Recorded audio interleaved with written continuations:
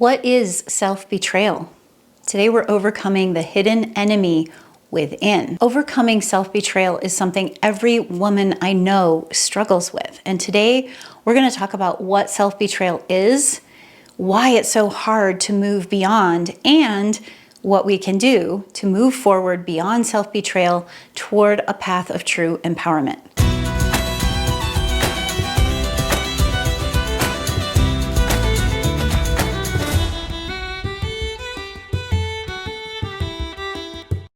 Welcome to the channel. I'm Kim Marie, and this channel is all about supporting women to step into their most empowered self so they can live their most fulfilling life. So today I want to talk more deeply about self-betrayal. It is so common, and we're going to take a look at what self-betrayal is, recognizing self-betrayal patterns, looking at what are some of the triggers that cause us to betray ourselves, and also how self-betrayal can really take a toll on our well-being. And of course, we're going to look at some steps we can take to overcome self-betrayal. So let's dive in.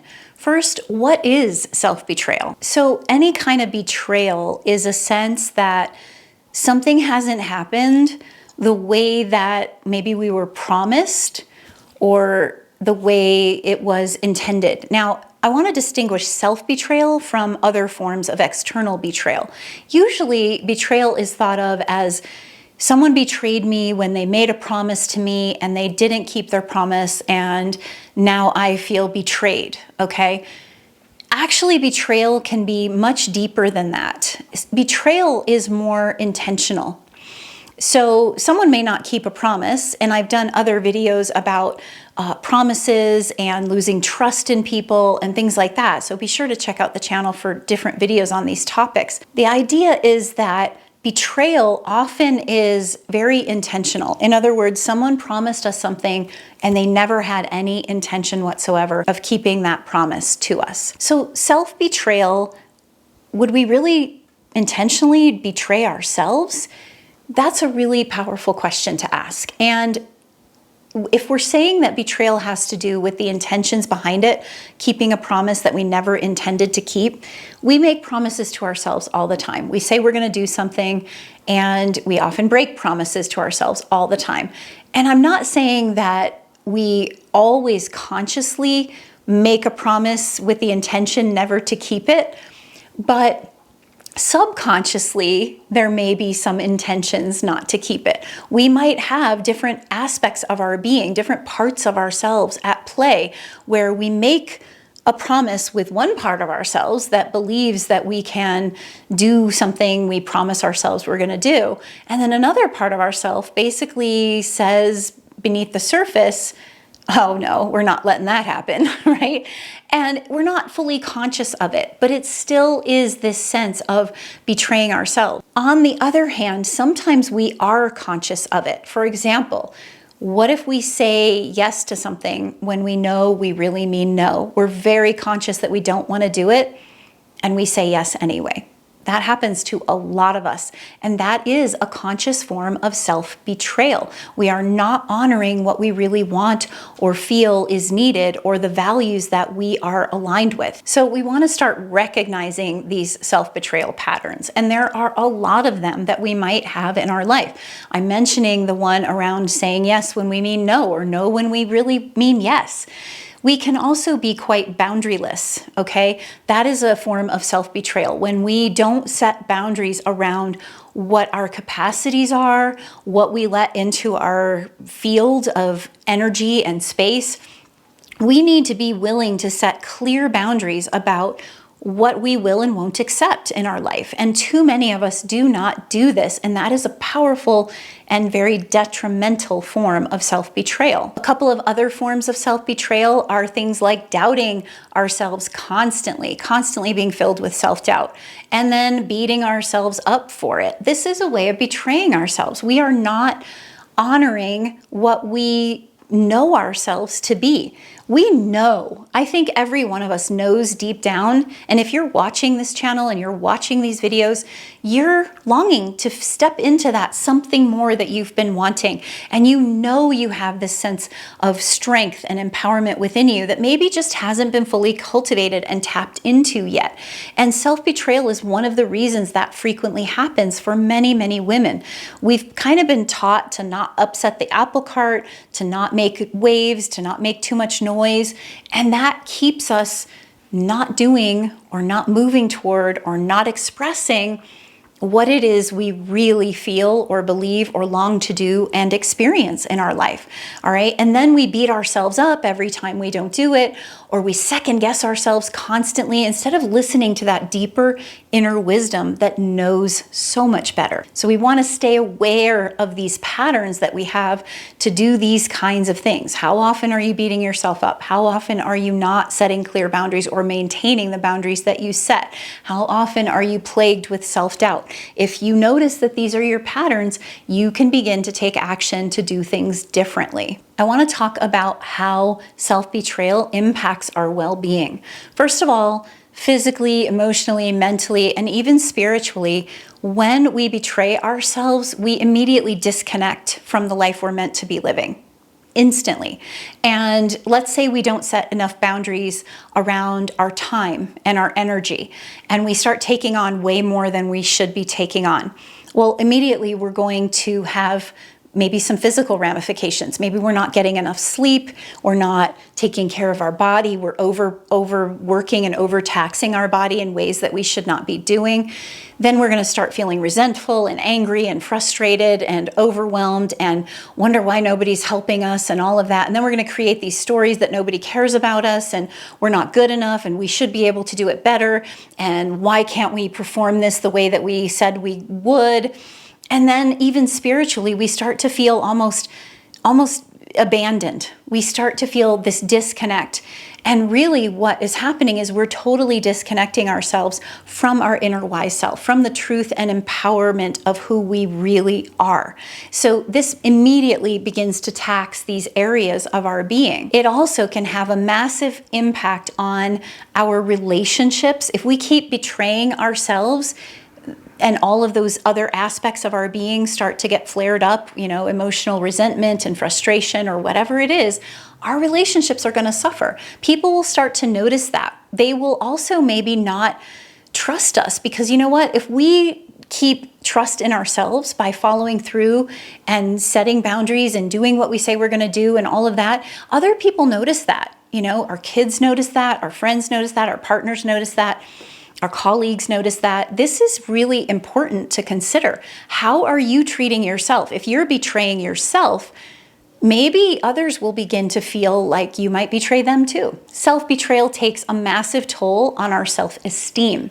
If we keep betraying ourselves, what do we say to ourselves? We don't say, oh, that's okay, you're gonna be fine, you can try again. No, our tendency is to beat ourselves up, get angry with ourselves, get really frustrated and down on ourselves, and then pretty soon we don't even believe we can be more than we are or step into the something more that we're longing for. We just keep beating ourselves up and our self-esteem goes completely out the window. We have no confidence in ourselves. We have no belief in ourselves. We don't think much of ourselves because all we ever do is betray ourselves, right? And so when we can start speaking up for ourselves, setting our boundaries, being clear in our intentions, these are ways of really honoring ourselves and not betraying ourselves. Betraying ourselves also really impacts our overall sense of happiness. I once learned from an Indigenous elder that happiness is about effectiveness, feeling effective. Well, if we're constantly betraying ourselves, we're not going to feel very effective in our life. And that's going to make us more and more unhappy as we progress because we keep betraying ourselves. We don't feel that we can move forward. We're kind of stuck in the same loop that we've always been stuck in. So self-betrayal really can have a massive impact on our well-being and overall sense of empowerment. So what are some of the root causes and triggers of self-betrayal? Why do we do it in the first place? Well, I mentioned one of the concepts, and that is this idea of traumas that cause aspects of our being to fragment. It may sound like I'm talking as if we all have split personalities, but In some ways, we kind of do.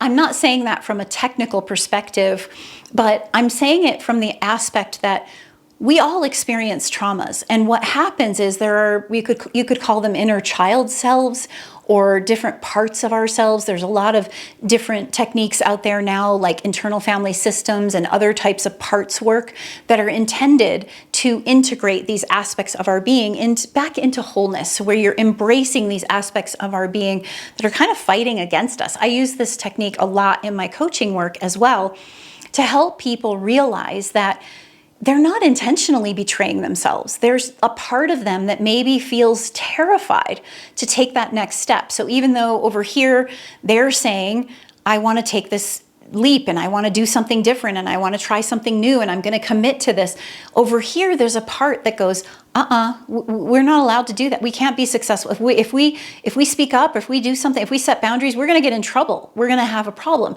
Doesn't that sound kind of like a little child speaking those kinds of things? Part of our task is to learn to reintegrate those aspects of our being and bring them back into wholeness and reassure these parts that are often coming from our child self, because that's often when some of the most formative traumas and discomforts happen in our life.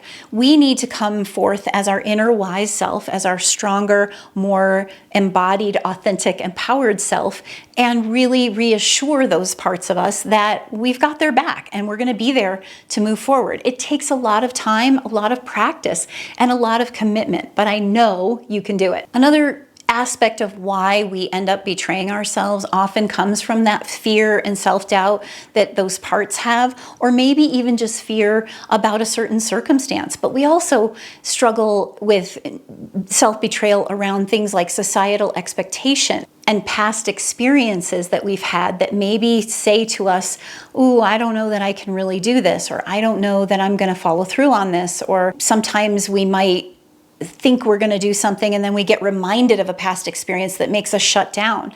All of those are reasons that are valid reasons that we might be triggered into a space of self-betrayal. So I want to offer you 8 strategies to break free from self-betrayal. These are things that you're going to be able to practice even starting today to start stepping out of that pattern of betraying yourself and not honoring the fullness of who you are. The first one is self-awareness. And one of my favorite tools to practice self-awareness is journaling.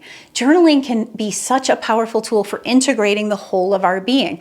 I want you to download my workbook, my journaling workbook, which is Journaling as a Path to Come Home, because there are a number of techniques in there, including my favorite technique called dialogue journaling.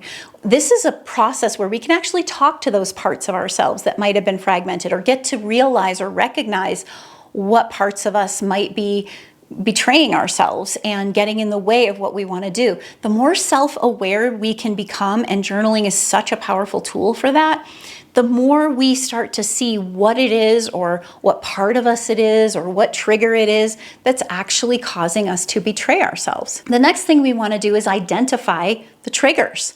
We want to actually notice what triggers us into self-betrayal.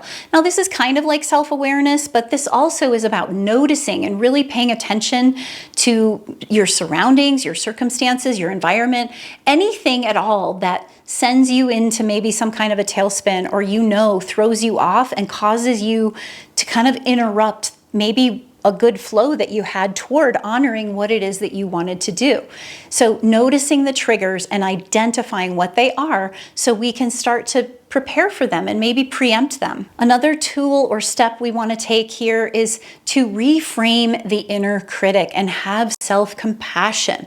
When we find ourselves criticizing ourselves or berating ourselves, have some compassion, have some understanding that this is your journey of learning and opportunity to grow and expand and express yourself in new ways.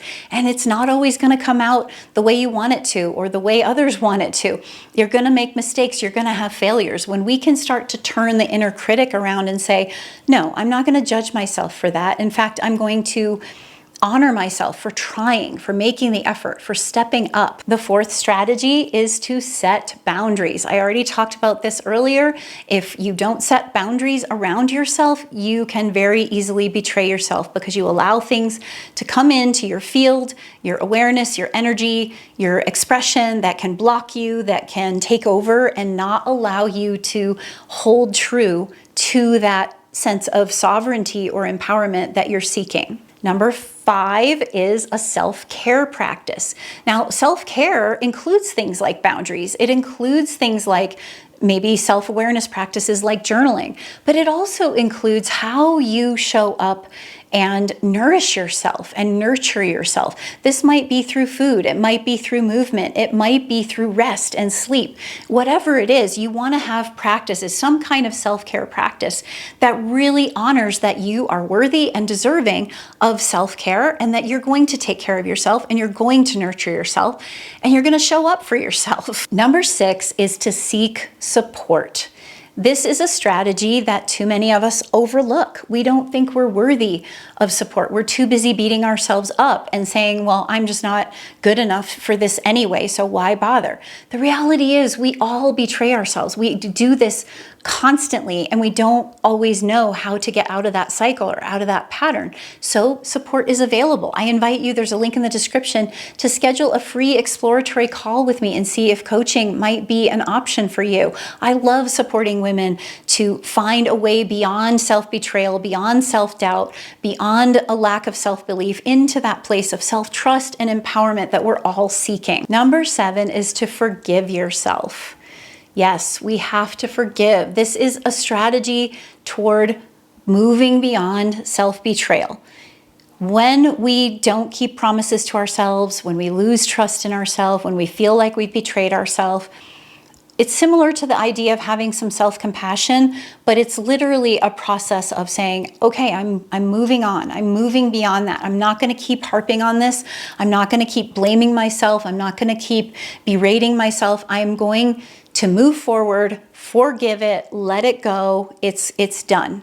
Okay?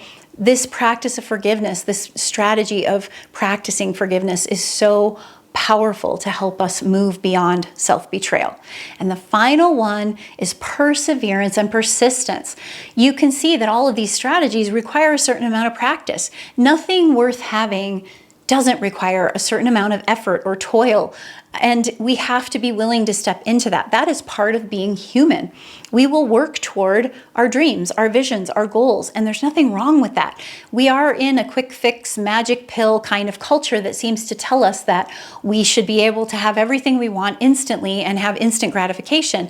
But if you look at nature, which you all know I'm a big fan of honoring the laws of nature and looking to nature for guidance and wisdom, nothing happens that way. There's nothing that just decides, oh, the flower's going to bloom instantly. It doesn't work like that in our life either. We can have these moments and situations that we see where we think people have these overnight successes, or, everything's supposed to be perfect at a flip of a switch because we decided to or we said so, but it doesn't really work that way. If we want to show up differently and stop betraying ourselves, we have to persevere. We have to persist. We have to stay connected to the process and the journey of making this happen for ourselves. So I encourage you to download that free journaling workbook, schedule a free call with me to see if maybe I can be of support to you, or at least make sure that you're seeking support from others on this journey. You can do it. I believe in you. I look forward to seeing you in the next video.